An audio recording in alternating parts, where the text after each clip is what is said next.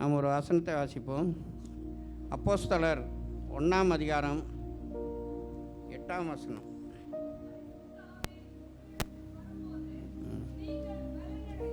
பரிசுத்த ஆவி உங்களிடத்தில் வரும்பொழுது நீங்கள் பலனடைந்து எருசலேமிலும் யூதேயா முழுவதிலும் சமாரியாவிலும் பூமியின் கடைசி பரியந்தமும் நீங்கள் எனக்கு சாட்சிகளாக இருப்பீர்கள் என்றார். அன்பு தேவனுடைய பிள்ளையில் இந்த வார்த்தையை சொன்னது யாருன்னா, ஆண்டவராகிய இயேசு கிறிஸ்து தம்முடைய வாயினால் சொல்லப்பட்டதான வார்த்தைகள். இன்றைக்கி பார்த்திங்கன்னா உலகம் பூரா இந்த 40 நாளும் ஆண்டவராகிய இயேசுவினுடைய சிலுவை மரணத்தை குறித்து தியானித்து கொண்டிருக்குது. அதோடு மட்டும் இல்லாமல் அந்த பெரிய வெள்ளிக்கிழமை அன்று பார்த்திங்கன்னா எல்லா இடங்களிலும் உலகம் முழுவதும் பார்த்திங்கன்னா அந்த அவர் கடைசியில் அவர் சிலுவையில் மரிக்கும் பொழுது சொல்லப்பட்டதான அந்த 7 விதமான வார்த்தைகளை குறித்து அவர்கள் பார்த்திங்கன்னா சிந்தித்து கொண்டிருப்பாங்க. அதே மாதிரி தான் நம்மளும் சிந்திக்க இருக்கிறோம். அந்த 7 வார்த்தைகளை குறித்து 7 பேர் பேச இருக்கிறார்கள். இப்படிப்பட்டதான வார்த்தைகளை நம்ம கேட்குறோம். அன்பு தேவனுடைய பிள்ளையில் இப்படிப்பட்ட வார்த்தைகளை வருடம் அவர்கள் பார்த்திங்கன்னா கேட்டுக்கொண்டிருக்கிறார்கள். அநேகர் சிந்தித்து கொண்டிருக்காங்க. ஆனால் எவ்வளோ பேர் அப்படிப்பட்டதான வார்த்தைகளுக்கு ஒப்பு கொடுத்துருக்கிறார்கள் என்றது தெரியாது. ஒரு சடங்காச்சாரமாக இதை பார்த்திங்கன்னா ரொட்டீனாக அதெல்லாம் செய்து கொண்டு இருக்கிறாங்க. அது நல்லது தான். இருந்தாலும் அவர் சிலுவையில் எதற்காக அப்படிப்பட்ட வார்த்தைகளை கொடுத்தார் என்று சிந்தித்து நம்முடைய வாழ்க்கை தரத்தையும் அதற்கு ஏற்ற வண்ணமாக மாற்றி அமைப்பது மிகவும் நல்லதாக காணப்படுது. அதை காட்டிலும் என்னென்னா, ஆண்டவராய இயேசு கிறிஸ்து மரித்து உயிர்த்தெழுந்த பிற்பாடு இந்த உலகத்தில் பார்த்திங்கன்னா 40 நாள் அளவும் பலருக்கு பார்த்திங்கன்னா தேவன் தரிசனமானார்.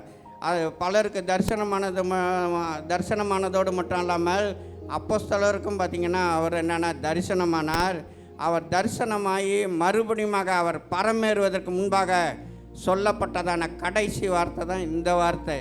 என்ன வார்த்தைனா, நீங்கள் பரிசுத்த ஆவி உங்களிடத்தில், அதாவது என்னென்னா பிதாவின் வாக்குத்தத்தம் நிறைவேற. அதுக்கு முன்னாடி 2 வசனம் முன்னாடி வாசிங்களேன். ஆகையால் நீங்கள் எருசலேமை விட்டு போகாமல் என்னிடத்தில் கேள்விப்பட்ட பிதாவின் வாக்குத்தத்தம் நிறைவேற, என்னிடத்தில் கேள்விப்பட்ட பிதாவின் வாக்குத்தத்தம் நிறைவேற காத்திருங்கள், நீங்கள் காத்திருங்கள்ன்றார். அதாவது என்னென்னா, அவர் என்னன்னா 40 நாள் அளவும் காட்சி அளித்து கொண்டிருக்காரு. அதோடு மட்டும் இல்லாமல் அவர் அந்த நேரத்தில் பார்த்திங்கன்னா அவருடைய கடைசி செர்மன்னா இதுதான் அவருடைய கடைசி செர்மன். அவர் என்னென்னா மரித்து உயிர்த்தெழுந்த பிற்பாடு சொல்லி கொண்டு போனதான கடைசி செர்மன் என்னென்னா, யோவான் உங்களுக்கு என்னென்னா, அவன் என்னென்னா ஜலத்தினால ஞானஸ்நானம் கொடுத்தான். அது நானும் உங்களுக்கு என்னென்னா பரிசுத்த ஆவியினாலே ஞானஸ்நானம் கொடுப்பேன் என்று. அதுக்கு முந்தின வசனத்தில் பார்த்திங்கன்னா அவர் சொல்லியிருப்பார், நானும் பரிசுத்த ஆவினா 3ஆவது வசனமா 4. அன்றியும் அவர்களுடன் கூடி வந்திருக்கும் பொழுது அவர்களை நோக்கி, யோவான் ஜலத்தினாலே ஞானஸ்நானம் கொடுத்தான், யோவான் ஜலத்தினாலே ஞானஸ்நானம் கொடுத்தான், நீங்கள் சில நாளுக்குள்ளே பரிசுத்த ஆவியினாலே ஞானஸ்நானம், நீங்கள் சில நாளுக்குள்ளாகவே பரிசுத்த ஆவியினாலே ஞானஸ்நானம் கொடுப்பீங்கன்னு யோவான் தன்னுடைய பிரசங்கத்தில் சொன்னார். அவருடைய வாரை அவிழ்ப்பதற்கும் நான் பாத்திரம் நல்ல, என்னை அனுப்பினவர் என்னென்னா ஜலத்தினால் ஞானஸ்நானம் கொடுக்க சொன்னார். நான் ஞானஸ்நானம் கொடுக்குறேன். ஆனால் எனக்கு பின்னாடி வருகிறவர் பரிசுத்த ஆவியினாலும் அக்கினினாலும் அவர் என்னென்னா உங்களுக்கு என்னென்னா ஞானஸ்நானம் கொடுப்பார் என்று யோவான் பார்த்திங்கன்னா தீர்க்க தரிசனமாக அப்போவே பார்த்திங்கன்னா அவர் சொல்லப்பட்ட வார்த்தை. அதே வார்த்தையை தான் ஆண்டவராக இயேசு கிறிஸ்து கடைசியாக அவர் பரமேறுவதற்கு முன்பாக அவர் சொல்கிறாரு, நீங்கள் என்னென்னா இப்படிப்பட்டதான அந்த பரிசுத்தாவியின் வரத்தை நீங்கள் பெற்றுக்கொள்வதற்காக, அந்த பரிசுத்தாவியினுடைய வல்லமையை நீங்கள் பெற்றுக்கொள்வதற்காக நீங்கள் என்னென்னா எருசலேமிலே காத்திருங்கள் என்று. இன்றைக்கும் பார்த்திங்கன்னா உலக பிரகாரமான ஒரு மனிதர் பார்த்திங்கன்னா தன்னுடைய வாழ்க்கையில் மரிக்கும் பொழுது சுற்றி அவர்களுடைய வீட்டார் பார்த்திங்கன்னா உடனே என்ன சொல்கிறாங்க, என்ன சொல்ல போகிறாரு, அவர் மரிக்கும் தருவாயில் இருக்கிறாரு, என்ன சொல்கிறாருன்னு நிறையா பேர் பார்த்திங்கன்னா இறந்ததுக்கு அப்புறம் கூட கேட்பாங்க. கடைசி அந்த நேரத்தில் அங்கே இல்லைன்னா கூட கடைசி நேரத்தில் ஏதாச்சும் சொன்னாங்களா, ஏதாச்சும் சொன்னான்னு. அவர் ஏதாச்சும் சொன்னால் கூட பார்த்திங்கன்னா அதை பார்த்திங்கன்னா மனசில் வச்சு கடைசி வரை இவங்க மரிக்கும் வரை பார்த்திங்கன்னா அதை நிறைவேற்றுவதில் மிகவும் பார்த்திங்கன்னா கவனமாக இருப்பாங்க. ஒரு மனுஷனுடைய வார்த்தைக்கே பார்த்திங்கன்னா அவ்வளோ கவனமாக இருப்பாங்க. அதே நேரத்தில் அவன் மரிக்கும் தருவாயில் பார்த்திங்கன்னா அந்த நேரத்தில் அவனுக்குள்ளே பார்த்திங்கன்னா நிறைய கவலைகள் வரும். பிள்ளைகளை குறித்து கவலை, இதே மாதிரி தான் என்னென்னா நமக்குடைய பரமத்தப்பனாகிய ஆண்டவராய இயேசு கிறிஸ்து அவர் மரித்து உயிர்த்தெழுந்து பரமேறுவதற்கு முன்பாக அந்த சீஷர்களுடைய நிலைமையை எல்லாம் பார்த்து பார்த்திங்கன்னா பரிதாபப்பட்டு அவர் என்னென்னா இவனுங்க எல்லாம் என்னென்னா அதாவது என்னென்னா உலகம் இவர்களுக்கு தெரியாது, அதே நேரத்தில் இவங்க என்னென்னா நம்மள மாரியே என்னென்னா ஒற்றுமையாக இருக்க வேண்டும். அதுக்கு முன்னாடியே பார்த்திங்கன்னா யோவான் 17ஆம் அதிகாரத்துலலாம் சொல்கிறாரு, பிதாவே நீர் நாம் ஒன்றாக இருக்கிற போல் அவர்களும் ஒன்றாக இருக்க வேண்டும், இவங்களுக்குள்ளார பிரிவினை வரக்கூடாது, பிரச்சனை வரக்கூடாதுன்னு. அதேமாரி நான் எப்படி உண்மையில கடைசி வரைக்கும் அன்பு வைத்தனோ, அதே உலகத்தை விட்டு போகும் வரை நான் எப்படி அன்பு வைத்தனோ அதேமாரி இவங்களும் என்னென்னா அன்பு வைக்க வேண்டும்னு சொன்னார்.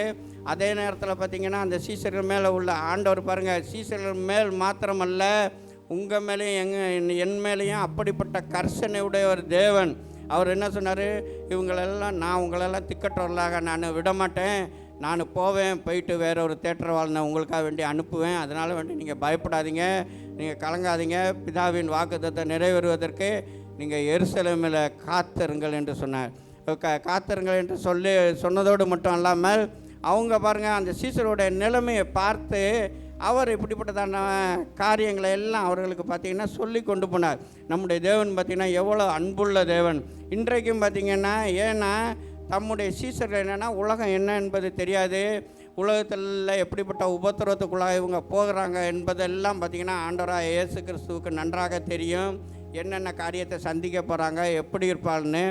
இதற்கு எல்லாம் அவர்கள் என்னென்னா வல்லமையை எப்படி ஆண்டவராக இயேசு கிறிஸ்து இந்த உலகத்தில் இருக்கும் பொழுது பரிசுத்த ஆவியினால் நிரப்பப்பட்டவராகவும் வல்லமையுடையவராகவும் அநேக அற்புதங்களையும் அதிசயங்களையும் செய்தவராக எப்படி அவர் காணப்பட்டாரோ அதேமாரி தம்முடைய பிள்ளைகளும் காணப்பட வேண்டும் என்பதற்காக இப்படிப்பட்டதான பரிசுத்த அபிஷேகத்தை நீங்கள் எப்படியும் பெற்றுக்கொள்வதற்காக நீங்கள் எருசலேமில் காத்திருங்கள் என்று சொல்லும் பொழுது அவரே சொல்லிட்டு பார்த்திங்கன்னா அவர் பாருங்கள் அந்த வார்த்தையை சொன்ன பிற்பாடு உடனே பார்த்திங்கன்னா அவர்கள் பார்த்து கொண்டிருக்கையிலே பரமேறிட்டார் என்று சொல்லப்பட்டிருக்காங்க. அடுத்த வாசி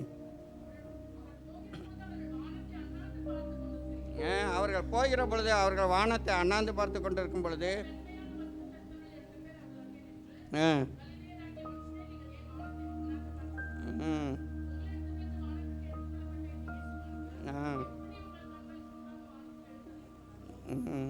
பாருங்கள் எப்படி அவர் போனாரோ அதேமாரி வருவார் இன்னும் சொல்லிட்டு அவர் பாருங்கள் இந்த வார்த்தையை கடைசி வார்த்தையை சொல்லிவிட்டு அவர் பார்த்திங்கன்னா பரத்துக்கு நேராக ஏறி போயிட்டாங்க.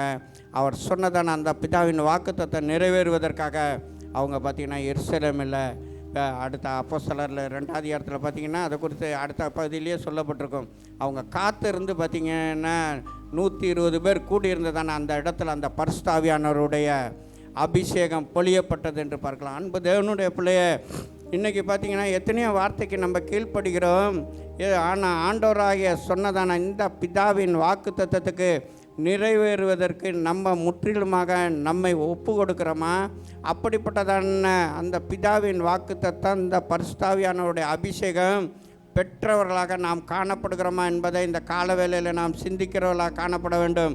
இன்றைக்கு உலகத்தில் பார்த்திங்கன்னா ஒரு கூட்டத்தார் ஆவி என்பதே கிடையாது, பரிசுத்தாவியானவருடைய அபிஷேகமே கிடையாது, அப்படிப்பட்ட ஒரு இதே கிடையாது என்று சொல்லி கொண்டு இருக்கிறதான இப்படிப்பட்டதான காலகட்டத்தில் இருக்கிறதான நம்முடைய வாழ்க்கையில் ஆண்டவராக இயேசு கிறிஸ்து கடைசியாக சொன்னதான இந்த வார்த்தையை கேட்டு நம்ம அந்த வார்த்தைக்கு முற்றிலுமாக கீழ்ப்படிந்திருக்கிறோமா என்பதை இந்த கால வேளையில் நாம் சிந்திக்கிறவர்களாக இருக்க வேண்டும். அன்பு தேவனுடைய பிள்ளைய வேதத்தில் பார்த்திங்கன்னா அநேகர் கடைசியாக இந்த உலகத்தை விட்டு போகும்பொழுது அநேக காரியங்களை சொல்லியிருக்காங்க. சில பரிசுத்தவான்களும் சொல்லியிருக்காங்க, சில அப்போஸ்தலரும் சொல்லியிருக்கிறாங்க. இப்படிப்பட்ட காரியங்களை எல்லாம் நம்ம பார்க்கும் பொழுது அதாவது என்னென்னா நம்ம மேலே எப்படிப்பட்ட அன்பு உடையவர்களாக இருந்து அதாவது ஒருவன் கடைசி நாட்களில் இப்படிப்பட்ட காரியத்தெல்லாம் சொல்லிட்டு போகிறாருன்னா அவர் தன்னுடைய அனுபவத்தை தன்னுடைய வாழ்க்கையில் ஏற்பட்ட அனுபவங்களை எல்லாம் பார்த்திங்கன்னா அறிந்து தெரிந்து இப்படிப்பட்ட காரியத்துக்குள்ளார தன்னுடைய பிள்ளைகள் மாட்டக்கூடாது, தம்முடைய பிள்ளைகள் அப்படிப்பட்ட துன்பத்தை அனுபவிக்கக்கூடாது, கஷ்டத்தை அனுபவிக்கக்கூடாது என்பதற்காக தான் பார்த்திங்கன்னா இப்படிப்பட்ட காரியத்தை பார்த்திங்கன்னா சொல்லுவதை நம்ம நன்றாறியலாம். அன்பு தேவனுடைய பிள்ளைய ஒரு நாசியில் சுவாசம் உள்ளதான ஒரு மனிதன் சொன்னதான வார்த்தைக்கு பார்த்திங்கன்னா இன்றைக்கி அநேகர் கீழ்ப்படுகிறாங்க. அதே நேரத்தில் உங்களையும் என்னையும் உருவாக்கினதான அந்த வல்லமை உள்ள தேவன், இன்றும் உயிரோடு இருக்கிற தேவன், எப்பொழுதும் நம்மளோடு கூட நான் உன்னோடு கூட இருப்பேன் என்று சொன்னதான தேவன், நான் உன்னை விட்டு விலக மாட்டேன் என்று சொன்னதான தேவன், அந்த தேவன் பார்த்திங்கன்னா சொன்னதான வார்த்தைக்கு நம்ம செவி சாய்க்கிறோமா என்பதை நம்ம என்னென்னா இந்த கால வேளையில் நாம் சிந்திக்கிறவர்களாக இருக்க வேண்டும்.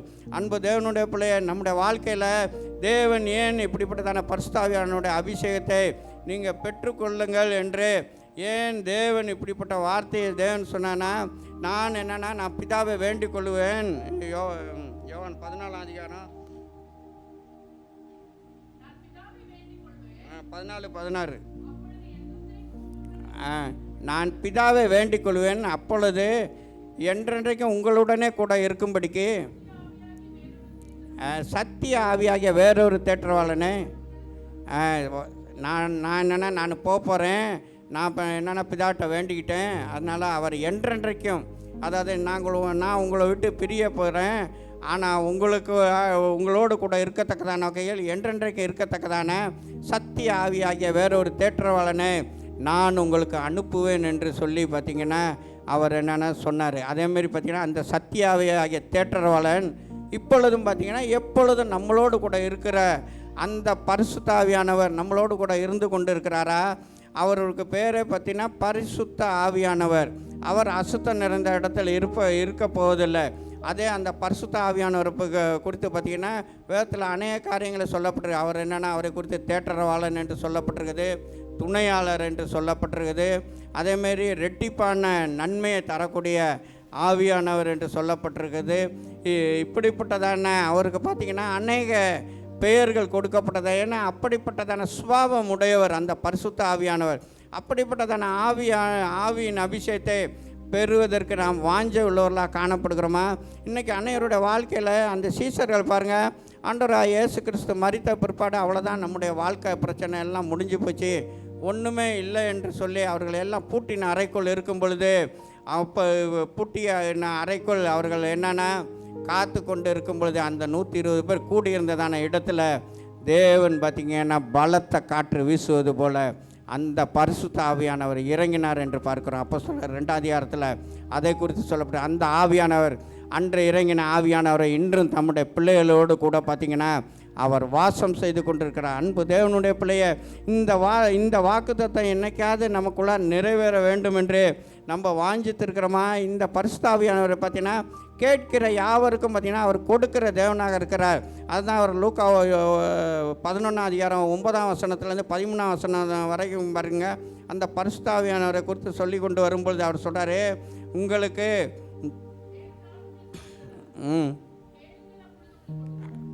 கேளுங்கள் அப்பொழுது உங்களுக்கு கொடுக்கப்படும், தேடுங்கள் அப்பொழுது கண்டடைவீர்கள், தட்டுங்கள் அப்பொழுது திறக்கப்படும். கடைசி வசனம் அதில் 13 பாருங்கள். உங்களில் தகப்பனாக இருக்கிற ஒருவனிடத்தில் மகன் அப்பம் கேட்டால் கல்லை கொடுப்பானா? மீனை கேட்டால் அவன் பாம்பை கொடுப்பானா? முட்டை கேட்டால் தேலை கொடுப்பானா? பொல்லாதவராக நீங்கள் உங்கள் பிள்ளைகளுக்கு நல்ல ஏவுகளை கொடுக்கும் பொழுது பரமபிதாவானவர் தம்மிடத்தில் வேண்டிக் கொள்ளுகிறவர்களுக்கு பரிசுத்த ஆவியானவர் கொடுப்பது அதிக நிச்சயம் அல்லவா? இந்த வேண்டுதலை எத்தனை பேர் டெய்லி நீங்கள் ஜெபித்து கொண்டிருக்க? ஆவியின் அபிஷேகத்தை பெறாத தேவனுடைய பிள்ளைகள் நீங்கள் எத்தனை பேர் ஜெபித்து கொண்டிருக்க? ஆண்டவராக இயேசு கிறிஸ்து கடைசியாக சொன்னதான வார்த்தை, இந்த வார்த்தையின்படி நம்ம நடக்க வேண்டும். இந்த வார்த்தை நம்ம வாழ்க்கையில் அந்த வாக்குத்தத்தம் நிறைவேற வேண்டும். அந்த வாக்குத்தத்தம் நமக்குள்ளே நிறைவேறாதது நிமித்தம்தான் இந்த பரிசுத்த ஆவியானுடைய அபிஷேகம் நமக்குள்ளே காணப்படுமே. ஆனால் நமக்குள்ளார பார்த்திங்கன்னா பயத்தின் ஆவி என்பதே இருக்காது. இன்றைக்கி பாருங்கள், அநேகர் ஒரு சின்ன காரியத்தை கூட பயந்து கொண்டு இருக்கிறாங்க. அதனால தான் அவர் சொல்கிறாரு, தேவன் நமக்கு பயமுள்ள ஆவியை கொடாமல் பலமும் அன்பும் தெளிந்த புத்தியும் உள்ள ஆவியை கொடுத்துருக்காங்க. இப்படிப்பட்ட ஆவியை நம்ம பெற்றிருப்போமே, ஆனால் நமக்குள்ள பயம் என்பதே கிடையாது. சீசர்கள் ஒரு காலத்தில் பயந்தது உண்மைதான். ஆனால் என்னைக்கு அந்த 120 பேர் கூடியிருந்ததான இடத்துல அந்த பரிசுத்த ஆவியானோட அபிஷேகத்தை பெற்றுக்கொண்டார்களோ, அதற்கு பிற்பாடு எல்லா சீசர்களும் பார்த்திங்கன்னா வல்லமையாக எழும்பி பிரகாசித்தார்கள். அந்த சீசர்கள் எல்லாம் அதுக்கப்புறம் சிதறடிக்கப்பட்டார்கள். சிதறடிக்கப்பட்டு போன இடத்துல எல்லாம் தனித்து தான் பார்த்திங்கன்னா ஊழியம் செய்தார்கள். ஆனால் எந்த இடத்துலையும் பார்த்திங்கன்னா அவங்க பயந்து, யாருக்கும் பயந்து ஒளிந்தோ, எந்த காரியத்துக்கும் அவங்கள ஒரு மறிக்கிறதுக்கு கூட ஆயத்தமாக இருக்கத்தக்கதான வகையில் அப்படிப்பட்டதான ஒரு தைரியம் அவருக்குள்ள உண்டானது. அன்பு தேவனுடைய பிள்ளை எப்படிப்பட்டதான ஒரு தைரியத்தை கொடுக்கக்கூடியதான அந்த பரிசுத்த ஆவியானவர் என்றென்றைக்கும் அவர் என்னென்னா, அந்த பரிசுத்த ஆவியான என்றென்றைக்கும் நம்மளோடு கூட இருக்கும்படிக்கு பாருங்கள். ஏதோ ஒரு குறிப்பிட்ட நாள் மாத்திரமல்ல, அதாவது ஒரு சில நாட்கள் மாத்திரமல்ல, ஞாயிற்றுக்கிழமை மாத்திரமல்ல, அவர் என்னென்னா என்றென்றைக்கும் எப்பொழுதும் பார்த்திங்கன்னா எந்த நேரத்திலும் நம்மளோடு கூட இருக்கக்கூடியதான அந்த ஆவியானவர் நமக்குள்ளார இடைப்பட்டு கொண்டிருக்கிறாரா என்பதை இந்த கால வேளையில் நாம் சிந்திக்கிறவர்களாக இருக்க வேண்டும். அன்பு தேவனுடைய பிள்ளைய, உங்களுக்குள்ளாக இப்படிப்பட்டதான ஆவியானவருடைய அபிஷேகம் இல்லாதது நிமித்தம் தான் நம்முடைய வாழ்க்கையில் அநேக நேரங்களில் தடுமாறுகிறோம். அந்த ஆவியானவர் ஆலோசனையின் ஆவியானவர், அந்த ஆவியானவர் நமக்காக வேண்டி யுத்தம் பண்ணக்கூடிய ஆவியானவர். பழைய ஏற்பாட்டு காலத்தில் அந்த ஆவியானவர் அவ்வப்போது இறங்குவார், அவர்களை விட்டு போய்விடுவார். ஆனால் புதிய ஏற்பாட்டு காலத்தில் என்றென்றைக்கு நம்மளோடு கூட இருக்கத்தக்கதான வகையில் அந்த ஆவியானவரை பார்த்திங்கன்னா தேவன் நமக்கு பொழிந்தருள் இருக்கிறார். அன்பு தேவனுடைய பிள்ளை, இப்படிப்பட்டதான அந்த ஆவியான நமக்குள்ளே இருக்கும் பொழுது தேவன் நம்மை கொண்டு பார்த்திங்கன்னா வல்லமையான கிரியைகளை செய்வார். அந்த ஆவியானவர் நம்மை கொண்டு பார்த்திங்கன்னா பெரிய காரியங்களை செய்வார். ஸ்தேவானை எல்லாம் எடுத்துக்கொள்ளுங்க. ஸ்தேவான் பாருங்கள், மரிக்கும்போது கூட பாருங்கள், அவன் அந்த பரிசுத்த ஆவியினால் நிரப்பப்பட்டவனா வானத்தை அண்ணாந்து பார்த்து பாருங்கள், தான் அந்த இரத்த சாட்சியாக மரிப்பதற்கு கூட பார்த்திங்கன்னா தன்னை ஒப்பு கொடுக்குறான். அதோடு மட்டும் இல்லாமல் அவன் பாருங்கள் தைரியமாக அந்த சுவிசேஷத்தை அவன் பார்த்திங்கன்னா அங்கே அறிவிக்கிறான். அவன் பயந்து ஓடலை. அவன் பாருங்கள் தைரியமாக அறிவித்தான். அவனை பார்த்திங்கன்னா அவனை பார்த்து பாருங்கள் பல்ல கடிச்சானுங்க, கல்லை தூக்குனானுங்க, அடித்தானுங்க. ஆனால் அவன் அதை குறித்து கவலைப்படவே இல்லை. கொஞ்ச நேரத்தில் அடித்து பார்த்திங்கன்னா அவனை பெரிய ஒரு கல் குருவியிலேயே குவித்தாங்க. ஆனாலும் அவன் பரத்துக்கு ஏறி போகும் பொழுது இயேசுவே பார்த்திங்கன்னா அவனை எழுந்து நின்று வரவேற்றார் என்று சொல்லப்பட்டிருக்குது. அன்பு தேவனுடைய பிள்ளைய, இப்படிப்பட்ட தைரியம்லாம் எப்படி வந்துச்சு? ஸ்தேவானுக்கு எப்படி வந்துச்சு? அதே நேரத்தில் பேதுருக்கு எப்படி வந்துச்சு? இதே நேரத்தில் எல்லாம் மீன் பிடிக்கக்கூடியவர்கள் தான். அவங்களுக்கு எல்லாம் எப்படி இப்படிப்பட்டதான நாணமாலாம் செயல்பட்டார்கள்.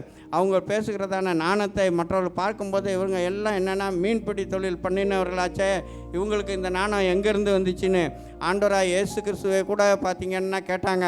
என்னென்னா, இவர் என்னென்னா தச்சனுடைய குமாரன் அல்லவா, இவருக்கு எப்படி இப்படிப்பட்ட நாணம் எங்கேருந்து வந்தது? இவர் கல்லாதவராச்சே, இவர் இப்படிப்பட்ட நாணம் எங்கேருந்து வந்துச்சுன்னு. அன்பு தேவனுடைய பிள்ளைய, இப்படிப்பட்டதான அந்த வல்லமையாக உங்களையும் என்னையும் தேவன் பிரகாசிக்க வைப்பதற்காக இந்த பரிசுத்தாவியானுடைய வல்லமையை தேவன் நமக்கு கொடுத்துருக்கிறாரு. இந்த வல்லமையை பெற்று நம்ம பிரகாசிக்க வேண்டும் என்று என்றைக்காவது நம்ம என்னென்னா விரும்பி இருக்கிறோமா, அதை நம்ம செய்திருக்கிறோமா என்பதை நாம் நன்றாக அறிகிறவர்களாக காணப்பட வேண்டும். இன்றைக்கி ஒரு கூட்டத்தார் பார்த்திங்கன்னா இந்த பரிசுத்தாவியானவர் குறித்து மிகவும் பார்த்திங்கன்னா கேவலமாக பேசக்கூடியதான ஒரு கூட்டத்தாக இருக்கிறாங்க. அவனுங்களுக்கு என்னென்னா அதை பற்றி தெரியாதது நிமித்தமாக, அவன் என்னென்னா சரியாக வேதத்தை வாசிக்காதது நிமித்தமாக இப்படிப்பட்ட காரியங்கள் எல்லாம் பரிசுத்தாவியானவரே கிடையாது என்று சொல்லி கொண்டு இருக்கிறதான அப்படிப்பட்டவர்களை எல்லாம் பார்த்திங்கன்னா பார்க்கலாம்.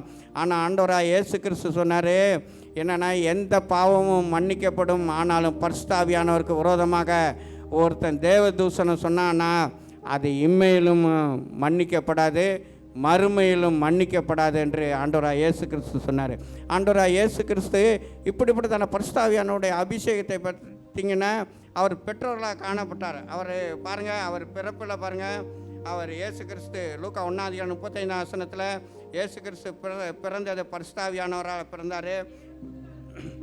போதும். மத்தேயு 3:17-18 பாருங்கள், இயேசுவானவர் ஞானஸ்நானம் பெற்றபோது பரிசுத்த ஆவியினால் பார்த்திங்கன்னா நிரப்பப்பட்டார் என்று பார்க்கலாம்.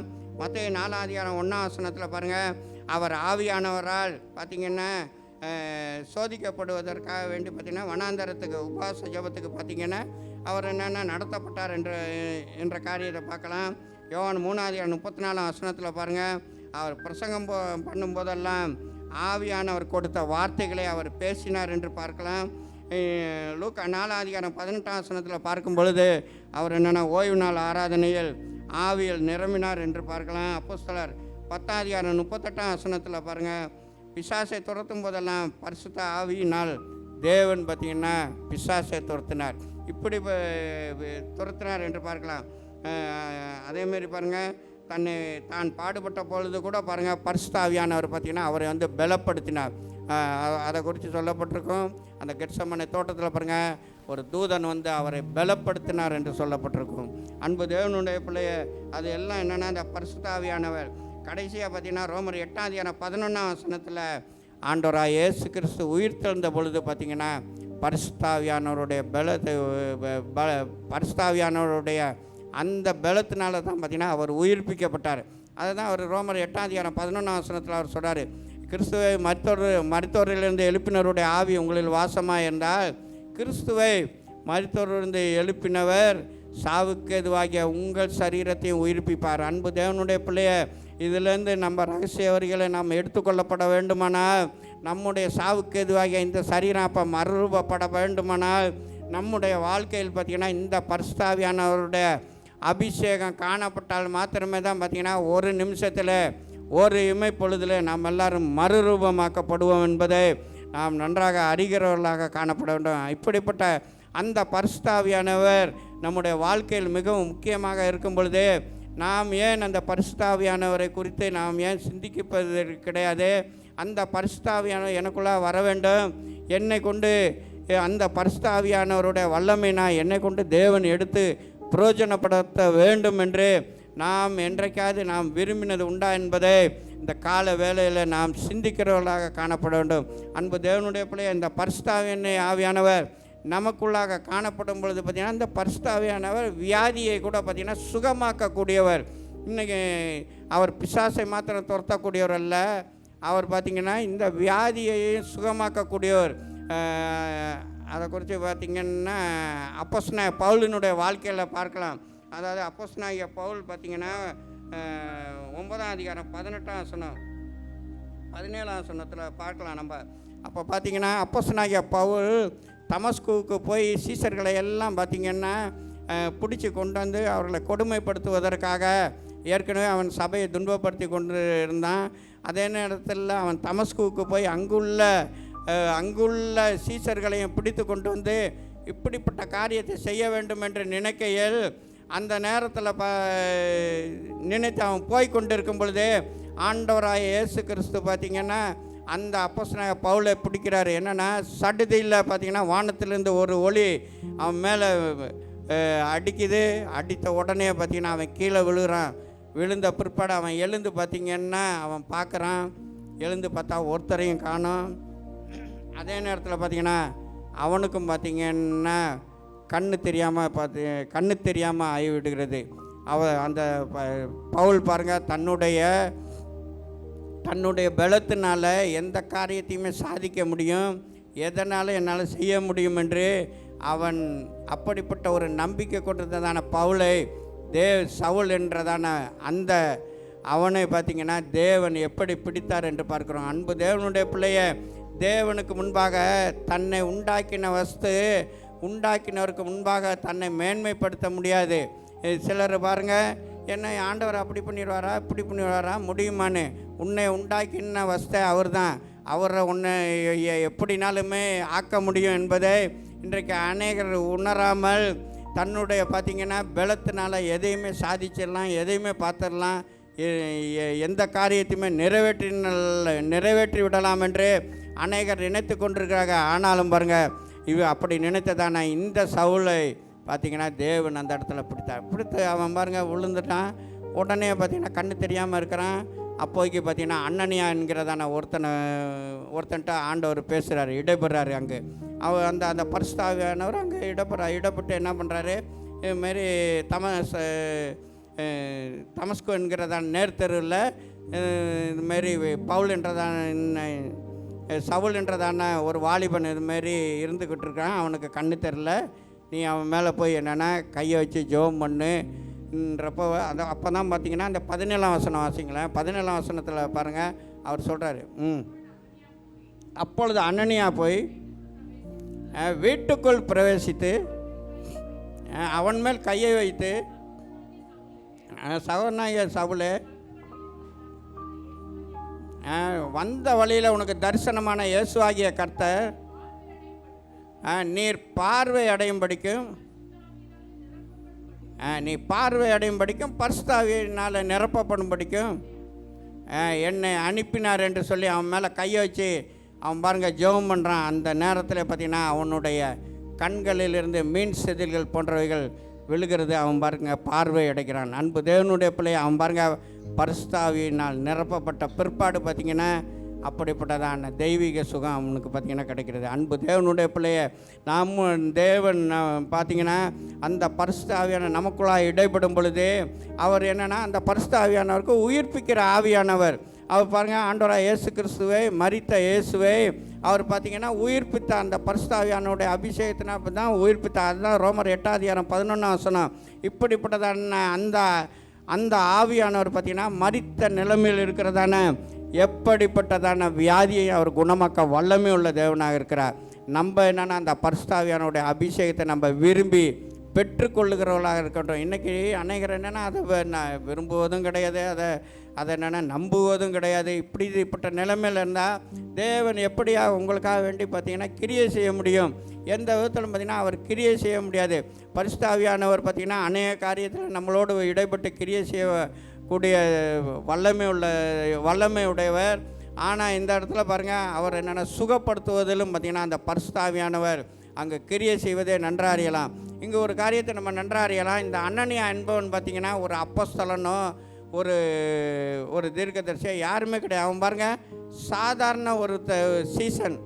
சாதாரண ஒரு சீசனை கொண்டு எப்படிப்பட்ட ஆளை ஒரு சவுலில் பார்த்திங்கன்னா அபிஷேகம் பண்ணி அவனை பாருங்கள் அவனை கொண்டு 15 நிருபத்தை எழுத வைக்கக்கூடிய அளவில் பார்த்திங்கன்னா தேவன் கிரியை செய்தார். அன்பு தேவனுடைய பிள்ளைய அந்த பரிசுத்தாவியான அனனியாக்குள்ளார அந்த அபிஷேகம் இருந்தது நிமித்தமாக அந்த அனனியாவை அனுப்பி இப்படிப்பட்ட காரியத்தை பார்த்திங்கன்னா தேவன் நிறைவேற்றுகிறார். தம்முடைய சித்தத்தை நிறைவேற்றக்கூடியவர்களிடத்தில் அனுப்பி தம்முடைய சித்தத்தை அவனை கொண்டு பார்த்திங்கன்னா கிரியை செய்கிறார். இந்த அனனியாவை பாருங்கள், அதுக்கப்புறம் எங்கேயுமே பேரே இருக்காது.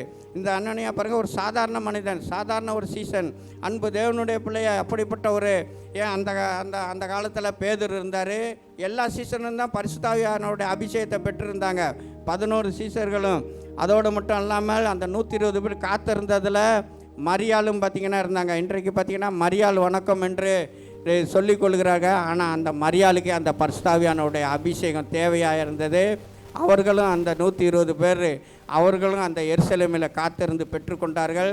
ஆண்டவராகிய இயேசு கிறிஸ்து மரித்த பிற்பாடு அவருடைய மரணத்தை பார்த்த அவருடைய சகோதரர்களாகிய யூதா, அதே நேரத்தில் யாக்கோபு, இவர்கள் எல்லாம் பார்த்திங்கன்னா அந்த 120 பேரில் அடக்கம். அவங்க எல்லாம் இருந்து அப்படிப்பட்ட அபிஷேகத்தை பெற்றது நிமித்தம் தான் திரும்ப அவங்களால நிருபங்களை எழுத முடிந்தது. அன்பு தேவனுடைய பிள்ளை இந்த இடத்துல பாருங்கள் ஒரு சாதாரண ஒரு அனனியாவை கொண்டு ஒரு சீசனை கொண்டு பார்த்திங்கன்னா தேவன் அந்த இடத்துல எப்படிப்பட்ட ஆளை பிடித்து பார்த்திங்கன்னா தேவன் குணமாக்குகிறார். அதே நேரத்தில் அந்த அபிஷேகத்தை பெற வைக்கிறார். பாருங்கள் அதாவது என்னென்னா பவுலுக்கு என்ன கண்ணு திறக்கப்படாமல் இருந்துச்சா? அவன் பாருங்கள் கண்ணு திறந்து தான் இருந்துச்சு, ஆனால் பார்த்திங்கன்னா பார்வை இல்லை. இன்றைக்கி அன்னையருடைய வாழ்க்கையில் பார்த்திங்கன்னா கண் திறக்கப்பட்ட நிலைமையில் தான் நம்மளாம் காணப்பட்டு கொண்டிருக்கிறோம். ஆனால் பார்த்திங்கன்னா பார்வை இல்லாதவர்களாக நம்ம காணப்பட்டு கொண்டிருக்கிறோம். அதாவது வேத வசனத்தின் வெளிச்சம் இல்லை, அதே நேரத்தில் ஆனால் நமக்கு கண் திறக்கப்பட்ட நிலைமை தான், ஆனால் வேதத்தை குறித்து ஒரு வெளிச்சம் கிடையாது. அதே நேரத்தில் பார்த்திங்கன்னா ஆண்டவருடைய சித்தத்தை குறித்து ஒரு வெளிப்பாடு கிடையாது. ஆண்டவர் என்னை குறித்து என்ன அறிந்திருக்கிறார் என்றதான ஒரு வெளிப்பாடு கிடையாது. அப்படிப்பட்ட வரங்கள், கிருபை வரங்கள் எல்லாம் நம்ம பெற்றுக்கொள்ள முடியாமல் நம்ம காணப்பட்டு கொண்டிருக்கிறதான கண் சொருகி போன குருடர்களாக தான் இன்றைக்கி பார்த்திங்கன்னா அநேகர் இருந்து கொண்டிருக்காங்க. அதனால தான் பாருங்கள் கள்ள தீர்க்கதரிசிகளும் கள்ள போதகர்களும் பார்த்திங்கன்னா எழும்பி கூடுமானால் தெரிந்து கொள்ளப்பட்டவர்களையும் வஞ்சித்துட்டு ஈஸியாக போயிட்டே இருக்கிறாங்க. அப்படிப்பட்ட ஆவியெல்லாம் பெறணுன்னு அவசியம் இல்லைங்க, அப்படிலாம் ஒன்றும் கிடையாதுன்னு. இன்றைக்கி பார்த்திங்கன்னா அதாவது ஒரு தடவை பார்த்திங்கன்னா இப்போவும் ஒருத்தர் இருக்கிறாரு, எனக்கு தெரியும். அவர் பார்த்திங்கன்னா வேதவசனம் ஆதி ஆமத்துலேருந்து வெளிப்படுத்தல் வர பார்த்திங்கன்னா அவ்வளோ தரவாக இருக்கும். நம்ம கிட்டத்தட்ட சொல்லப்போனால் என்னுடைய வேத அறிவை காட்டிலும் அவருக்கு நல்லாவே, என்னோடய ஏஜ் ஓவரு, நல்லாவே வேத அறிவு உடையவர், நல்லா எதுக்குனாலுமே டக்குன்னு வசனத்தை எடுப்பார் எல்லாமே. ஆனால் பார்த்திங்கன்னா அவர் ஒரு தடவை இதுமாரி ஒரு மீட்டிங் நடந்த இடத்துல வந்திருந்தார். அவர் என் பக்கத்தில் தான் உட்காந்துருந்தார். அந்த மீட்டிங்கில் பேசினவர் என்னென்னா பரிசுத்த ஆவியானவருடைய அபிஷேகத்தை குறித்து தான் பேசினார். அவருக்கு அதை ஏற்றுக்கொள்ள முடியவில்லை. அவர் மற்ற காரியம் எல்லாம் பேசுவார், ஆனால் பரிசுத்த ஆவியானவர் ஒருத்தர் இருக்கிறார், பரிசுத்த ஆவியின் அபிஷேகத்தை பெற வேண்டும் என்பது அவரால் ஏற்றுக்கொள்ள முடியாது. அவர் என்னென்னா இதுமாரி அநேக காரியங்களை குறித்து அவர் பேசிகிட்டு இருந்தார். அவர் வசனத்தின் மூலமாக தான் பேசிக்கொண்டே இருந்தார். ஆனால் கடைசியில் பார்த்திங்கன்னா அவர் முடிச்சிட்டாரு, இது பண்ணிட்டார். இவருக்கு என்னென்னா ஒரு இடத்துல வச்சு என்னை பார்த்த இடத்துல அவர் உடனே என்ன பண்ணார், நீங்கள் அந்த மீட்டிங்கு வந்தீங்களேன்னாரு. ஆமாம், உங்கள் பக்கத்தில் தான் உட்காந்துருந்தேன். நீங்கள் தான் என் பக்கத்தில் உட்காந்துருந்தீங்களா? ஆமாம் இதுமாரி இல்லை, அவர் பரிசுத்த ஆவியானவரில் இப்படிலாம் சிலதை சொன்னார், அதை எப்படி நம்ம எப்படி ஏற்றுக்கொள்ள முடியும்னு சொல்லிட்டு. ஏன்னா இவருக்கு நல்லா வசனம் தெரியும், நம்ம வசனத்தோடு அடிக்கலைன்னா நம்மளை கிராஸ் பண்ணிடுவார்னு எனக்கு நல்லா தெரியும். உடனே எனக்கு என்ன சொல்கிறதுன்னு தெரில. நான் உடனே என்ன பண்ணேன், மனசுக்குள்ளாரையே ஜெபம் பண்ணேன், ஆண்டவரே ஸ்தோத்திரம், இவருக்கு கரெக்டாக ஒரே வார்த்தையிலேயே அடித்து இது பண்ணணுன்னு சொல்லிட்டு. உடனே பார்த்திங்கன்னா ஆண்டவர் அதாவது அவர் என்ன சொன்னார்னா, பரிசுத்த ஆவி வரும்பொழுது சிலர் என்னென்னா அழுவாங்க, அவங்களால தாங்கி கொள்ள முடியாமல் சிலர் அழுவாங்க, சிலர் என்னென்னா அந்த சந்தோஷத்தினால சிரிப்பாங்க, இப்படிலாம் சில காரியம்லாம் நடக்கும். அதை சிலர்லாம் கிண்டல் பண்ணுவாங்க, அது மாதிரிலாம் நம்ம இருக்கக்கூடாதுன்னு இப்படிலாம் சில காரியத்தெல்லாம் அவர் சொல்லிட்டு இருந்தார். இவர் உடனே பார்த்திங்கன்னா அதை என்கிட்ட இது பண்ணார். அது எப்படி ஆவியானவர் இடப்படும் பொழுது, பரிசுத்த ஆவியானவர் இடப்படும் பொழுது அது எப்படி அவங்க எப்படி சிரிக்க முடியும்னு. அதான் நான் சொன்னேன், அவன் சந்தோஷத்தினால சிரிச்சிருப்பான்.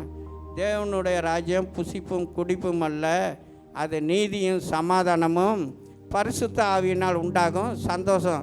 இப்போ ஒருத்தன் சந்தோஷமாக இருக்கும்போது சிரிப்பானா அழுவானா? சிலர் என்னென்னா ஓவர் சந்தோஷத்தில் அழுவக்கூடியவங்களும் இருக்காங்க. நமக்கு இப்படிப்பட்ட வரத்தை தேவன் கொடுத்தாரு ன்னு சொல்லிட்டு அப்படி அழக்கூடியவங்களும் இருக்கிறாங்க.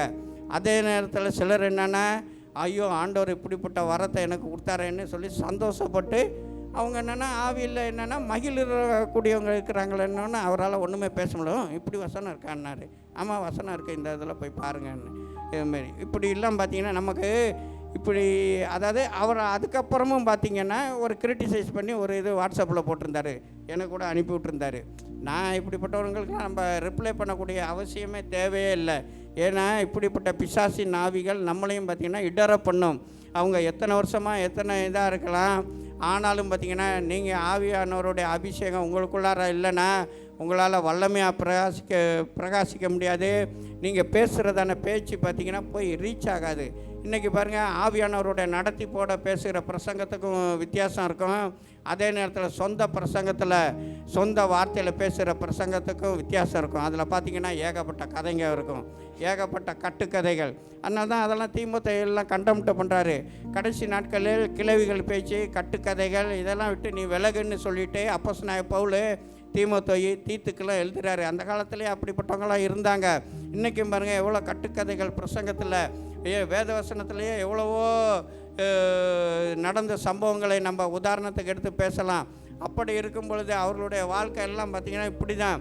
அன்பு தேவனுடைய பிள்ளைய, உங்களை என்னையும் தேவன் இந்த கால வேளையில் வல்லமையாக எடுத்து பிரயோஜனப்படுத்துவதற்காக அந்த பரிசுத்த ஆவியானவருடைய அபிஷேகத்தை பெற்றுக்கொள்ளுங்கள் என்று தேவன் என்னென்னா உங்களுக்கு எனக்கும் அப்படிப்பட்ட வாக்குத்தத்தத்தை அவர் என்னென்னா சுதந்திரிப்பதற்காக வாக்குத்தத்தம் பண்ணியிருக்கிறார்.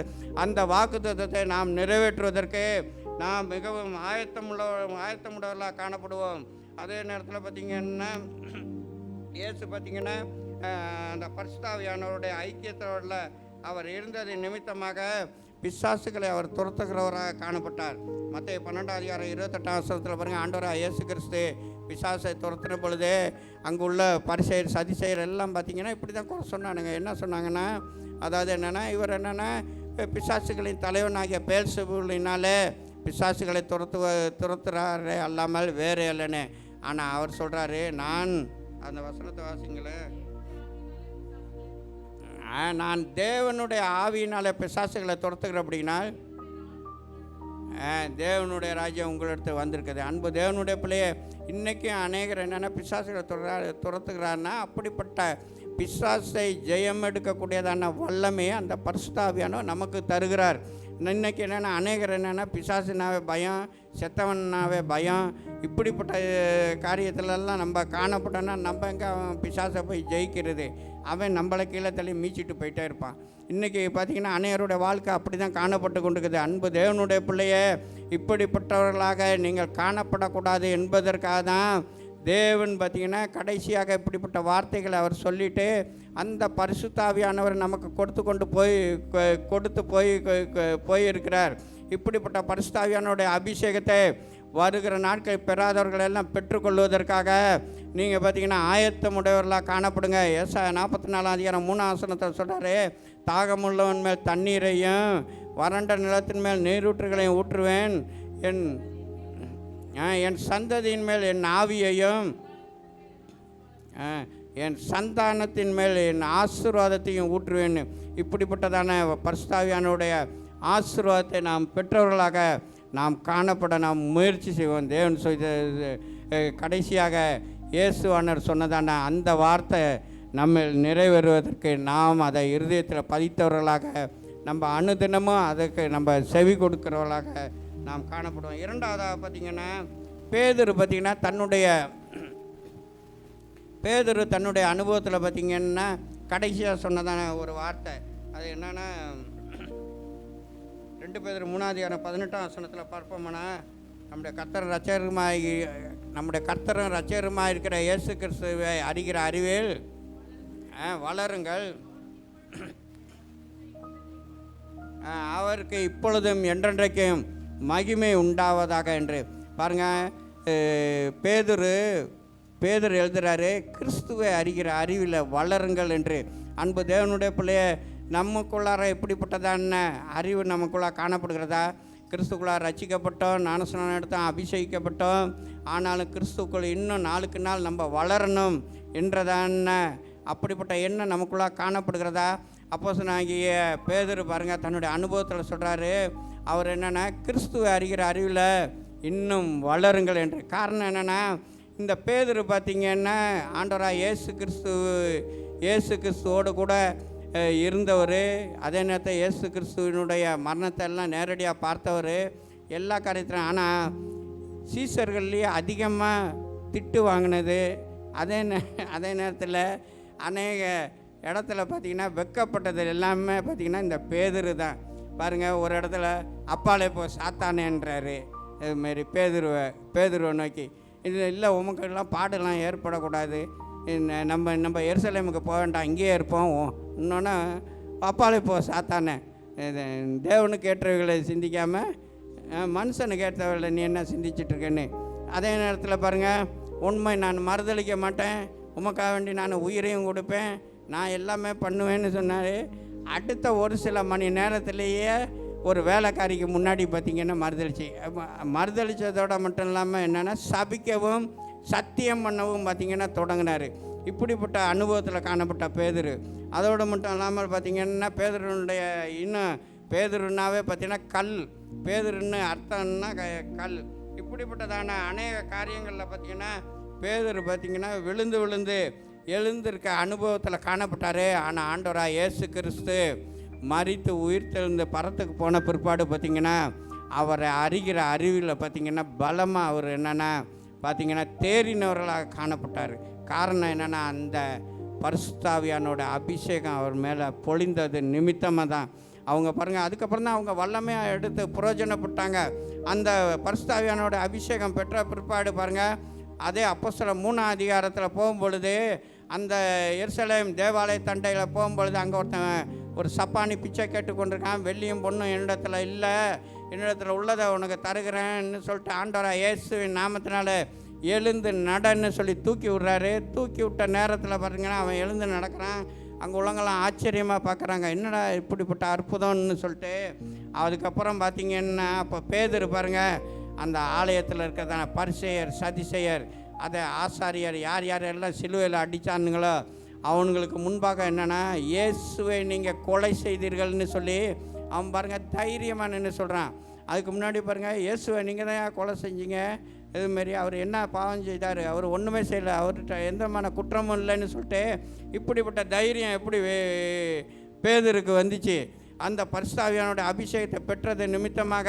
அதோடு மட்டும் இல்லாமல் அதே பேதுரு பாருங்கள் தன்னுடைய நிருபத்திலெல்லாம் பாடுகளை குறித்து பார்த்திங்கன்னா அதிகமாக எழுதுகிறான். அதுக்கு முன்னாடி ஆண்டவருக்கு உமக்கெல்லாம் இப்படிப்பட்ட பாடு வரக்கூடாதுன்னு சொன்ன பேதுரு 1 பேதுரு முழுவதும் பார்த்திங்கன்னா பாடு அனுபவிப்பது கூடுமானால் நன்மை செய்து பாடு அனுபவிக்கிங்க, தீமை செய்து பாடு அனுபவித்தா அதனால் உங்களுக்கு ஒரு பிரயோஜனமும் இல்லை, நன்மை செய்து நம்ம பாடு அனுபவிப்போம்னு சொல்லிட்டு பாடுகளை குறித்து பார்த்திங்கன்னா தன்னுடைய நிருபத்தில் எழுதுகிறாரு. அன்பு தேவனுடைய பிள்ளை இப்படி பார்த்திங்கன்னா நிறையா காரியத்தில் பார்த்திங்கன்னா பேதுரு பார்த்திங்கன்னா எத்தனையோ காரியத்தில் நிறைய தோல்வியை தான் அவர் பார்த்திங்கன்னா ஆண்டவராக இயேசு கிறிஸ்து இருக்கும் பொழுது சந்தித்தார். எத்தனை இடத்துல ஆண்டவராக இயேசு கிறிஸ்து பாருங்கள் கெட்செமனேக்கு போனப்போ அவரை கூடவே கூட்டிகிட்டு போனார்.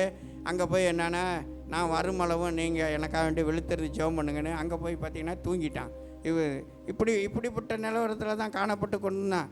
அதுக்கப்புறம் வந்து தட்டி எழுப்புறாரு, என்ன தூங்கிட்டு இருக்கியான்னு, 1 மணி நேரமாவது ஜெபம் விழுத்திருக்கக்கூடாதான்றாரு. அதுக்கப்புறம் வந்து பார்க்குறாரு தூங்குறாரு. இனிமேல் நீங்கள் நல்லா தூங்குங்க, அவன் வந்துட்டான் என்னை பிடிக்கிறவன், நாங்கள் போகிறோன்னு சொல்லிட்டு.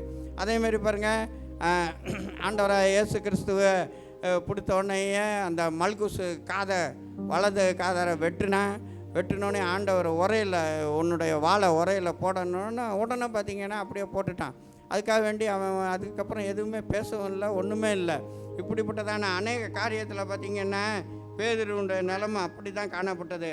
ஆனாலும் பார்த்திங்கன்னா பெந்தெகோஸ்தே நாளில் அவன் பரிசுத்தாவின் அபிஷேகத்தை பெற்ற பிற்பாடு வேலனடைந்த தைரியமாக இயேசு கிறிஸ்துவை குறித்து பார்த்திங்கன்னா பேசினார். அதே நேரத்தில் இயேசு கிறிஸ்துவை குறித்து அப்படி தைரியமாக பேசினது நிமித்தமாக ஒரே நாளில் பார்த்திங்கன்னா 3000 பேர் பார்த்திங்கன்னா ரட்சிக்கப்பட்டார்கள். அன்பு தேவனுடைய பிள்ளைய அங்கே பாருங்கள் அந்த ஆலய வாசலில் இருந்து தானே அவங்கள்ட்ட தான் சொல்கிறாரு, நீங்கள் தான் இயேசுவை கொலை செய்தீர்கள் பேசுனதோட மட்டும் இல்லாமல் அவரெல்லாம் நீங்கள் கொலை செஞ்சீங்க, ஆனால் அவர் உயிர் தெழுந்தார், மரித்தார், ஆனால் உயிர் தெழுந்தார். எதற்காக வேண்டி? பாவத்துக்காக வேண்டி அவர் மரித்தார். அவர் என்னன்னா நீதிக்கென்று பிழைத்திருக்கிறாரு, அவர் இன்னும் உயிரோடு இருக்கிறாரு, நாங்கள் சாட்சியாக இருக்கிறோன்னு சொல்லிட்டு அவர் உயிர் தெழுந்த பிற்பாடு எல்லாம் பயந்தடித்து ஓட்டாங்க. அவர் மரித்த பிற்பாடு எல்லாம் பயந்து போயிட்டாங்க. ஆனால் பாருங்கள் உயிர் தெழுந்த பிற்பாடு பார்த்திங்கன்னா அவன் சாட்சி சொல்கிறான் எல்லா இடத்துலையுமே.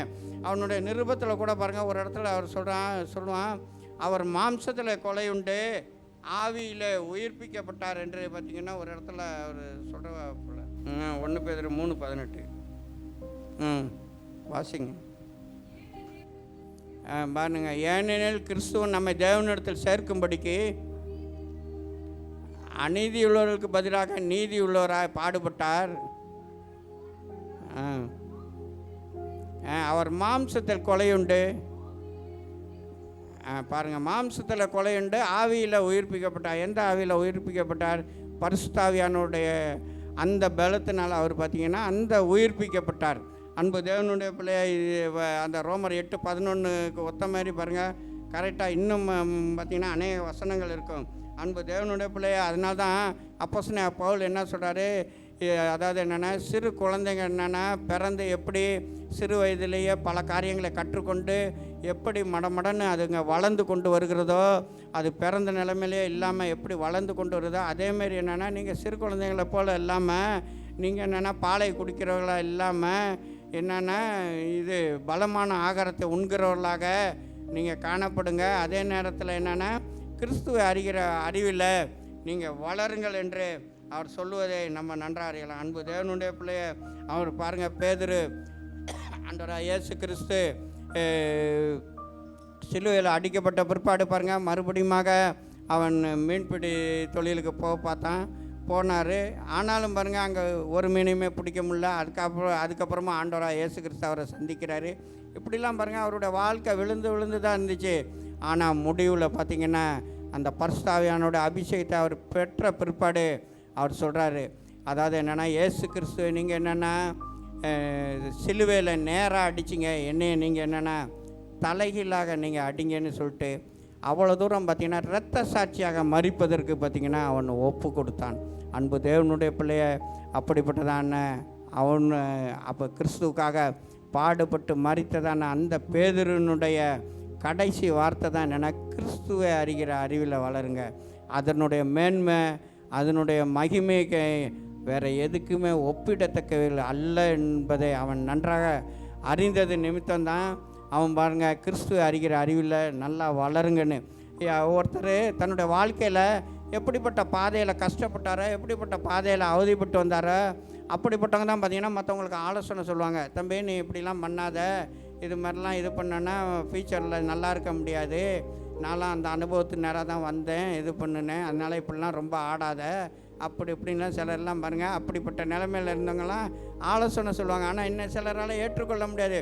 அதே மாதிரி தான் பேதுரு என்னென்னா நிறைய காரியத்தில் விழுந்து எழுந்ததெல்லாம் அறிந்தது நிமித்தம் தான், நான் கிறிஸ்துவை அந்த அளவுக்கு நான் அறியாதது நிமித்தம் தான் என் வாழ்க்கையில் இப்படிப்பட்ட அநேக விழுகையெல்லாம் காணப்பட்டது. ஆனால் நீங்களாம் அப்படிலாம் இருக்க வேண்டாம்னு சொல்லிட்டு கிறிஸ்துவை அறிகிற அறிவு நாளுக்கு நாள் என்னென்னா வளர்ச்சி அடைங்கள் என்று. அன்பு தேவனுடைய பிள்ளைய, நம்முடைய வாழ்க்கையில் பாருங்கள், கடைசியில் இப்படிப்பட்டதான அவன் தேவனை பார்த்திங்கன்னா அவன் தலைகளாக சிலுவையில் அறையப்பட்டு அவன் பார்த்திங்கன்னா இரத்த சாட்சியாக மரித்தான் என்று போய் பார்க்குறோம். 11 அப்போஸ்தலரும் பாருங்கள் கடைசி வரை இரத்த சாட்சியாக தான் மரித்தார்கள். அதுக்கு தங்களை பார்த்திங்கன்னா தைரியமாக ஒப்புடுத்தார்கள். காரணம் என்னென்றால் அந்த பரிசுத்தாவியானுடைய அபிஷேகம். ஆண்டவர் சொன்னதான அந்த கடைசி வார்த்தை, இந்த வார்த்தை நம்முடைய வாழ்க்கையில் நிறைவேறட்டும். அது அப்போஸ்தலனாகிய பவுல் சொன்னதான, அப்போஸ்தலனாகிய பேதுரு சொன்னதான அந்த வார்த்தையும் நம்முடைய கிறிஸ்துவை அறிகிற அறிவில் நம்ம நாளுக்கு நாள் வளருவோம். அதற்கு நம்ம ஒப்பு கொடுப்போம். இன்னும் வருகிற நாட்களில் யார் யார் என்ன வார்த்தைகளை சொன்னாங்களோ அதெல்லாம் பார்த்து நாம் சிந்திப்போம். தேவன் தாமே நம்மை ஆசீர்வதிப்பாராக. நம்ம எல்லாரும் எழுந்து நிற்போம்.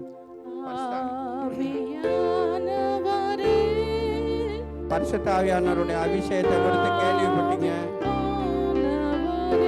அநேக காரியங்களை நம்ம சிந்தித்தோம். நீங்கள் ஒப்புடுங்க. அவர் மாம்சமான யார் மேலே என் ஆவியை ஊட்டுவேன் என்று சொல்லுகிறார். அவர் நம்ம யாருக்கும் தூரமானவர் அல்ல. கேட்கிறவன் எவனும் பெற்றுக்கொள்ளுகிறான். அன்பு தேவனுடைய பிள்ளைய, தேவனுடைய சமத்தில் ஒப்புடுங்க. ஒப்பு கொடுத்து கேளுங்க. அவர் யாவர் மேலும் அவர் அந்த ஆவியை பொழிகிற தேவனா இருக்கிறார்.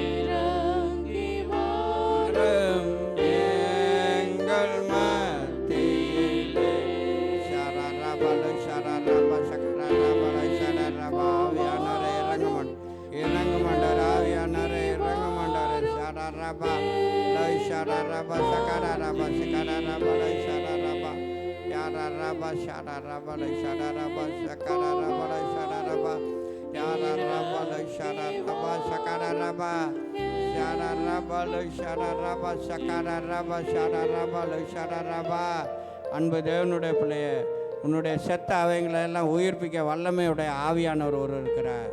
அந்த ஆவியானவருக்கு நீ இடம் கொடுப்பாயானால் உன்னுடைய சரீரத்தை காணப்படுற அனைத்து பலவீனத்தையும் அவர் இந்த நிமிடத்தில் மாற்றிப்பட அவர் வல்லமை உள்ள தேவனாக இருக்கிறார். அவருக்கு ஏதோ குறிப்பிட்ட நாளோ நேரமோ கிடையாது. அந்த நிமிஷத்தில் அவர் வல்லமையாக இறங்கி கிரியை நடப்பிக்கிறது ஆவியானவர். பிசாசை பாருங்கள், தேவன் அந்த பரிசுத்தாவின் வரத்தினால அவர் பார்த்திங்கன்னா அந்த பிசாசை எல்லாம் துரத்தினார் என்று பார்க்குறோம். இன்றைக்கி அந்த சத்துருனுடைய போராட்டத்தோடு கஷ்டப்பட்டு கொண்டிருக்கிறீர்களா? நீங்கள் உங்களை தேவனுக்கென்று முற்றிலுமாக ஒப்போடுங்க. நான் ஒன்றுமில்லை என்று எவ்வளோக்கு நீங்கள் தேவனுடைய சமூகத்தில் தாழ்த்துறீங்களோ அவ்வளோக்கு அவ்வளோ தேவன் உங்களை எடுத்து அவர் பிரயோஜனப்படுத்த உண்மையுள்ள தேவனாக இருக்கிறார். ஷாரா ராபா லைஷாரா ராபா. ஏனோ தானோன்னு யாரோ நமக்காக வேண்டி ஜெபிப்பார்கள், யாரோ நமக்காக வேண்டி அநேக காரியங்கள் செய்வாங்க என்று நம்ம பேசாமல் இருந்தோன்னா அவர் என்னென்னா கேட்கிறவன் எவனும் பெற்றுக்கொள்கிறான் என்று சொல்லப்படுறது. கேட்குறவங்களுக்கு தான் அவர் கொடுக்குற தேவனாக இருக்கிறார். நம்ம தேவனிடத்தில் எப்படிப்பட்ட காரியங்களை நம்ம கேட்டுட்ருக்கோம்? நம்முடைய பரம தகப்பன் கேட்டு அவர் கொடுக்காத தேவன் அல்ல, கேட்கிறவர்களுக்கு அவர் பரிபூர்ணமாக தருகிற தேவன். இன்றைக்கி உங்களுடைய வாழ்க்கையில் அந்த பரிசுத்த ஆவியானோட அபிஷேகம் இல்லாதது நிமித்தம் தான் அநேக காரியங்களில் இடருங்க. அநேக நேரங்களில் பார்த்திங்கன்னா அவர் உங்களோட இடைப்பட முடியல. அவர் உங்களுடைய அசுத்தமான காரியத்தை கண்டு அவர் விலகி போகிறாரு. இந்த ஆவியான அபிஷேகம் இருந்தால் தான் நீங்கள் மீட்கப்படும் நாளுக்கென்று முத்திரையாக பெற்ற பரிசுத்த ஆவியான துக்கப்படுத்தாதீர்கள் என்று சொல்லப்படுறது. நமக்கு ஒரு மீட்பின் நாள் உண்டு, அதற்கு அடையாளமாக கொடுக்கப்பட்டது தான் இந்த பரிசுத்த ஆவியானோட அபிஷேகம். அந்த அடையாளம் நமக்கு இருக்கா? இன்றைக்கி உலகத்திலே பார்த்திங்கன்னா அநேக விதமான முத்திரைகள் இருந்தால் தான் அது ஏற்றுக்கொள்ளப்படுது. நமக்கு தேவன் இப்படிப்பட்டதான ஒரு முத்திரையை தேவன் கொடுத்துருக்கிறாரு. அந்த ஆவியான துக்கப்படக்கூடிய ஆவியானவர். என் ஆவி எப்பொழுதும் மனுஷனோட போராடுவதில்லை என்று சொல்லப்படுகிறது. கொஞ்ச நாள் வரைக்கும் நம்மளோட பேசி பார்ப்பார். அவர் பார்த்திங்கன்னா அநேக காரியங்களை உணர்த்துவார். நம்ம அதுக்கு ஒப்போடுக்கலைன்னா அவர் நம்ம விட்டு விலகி விடுவார்.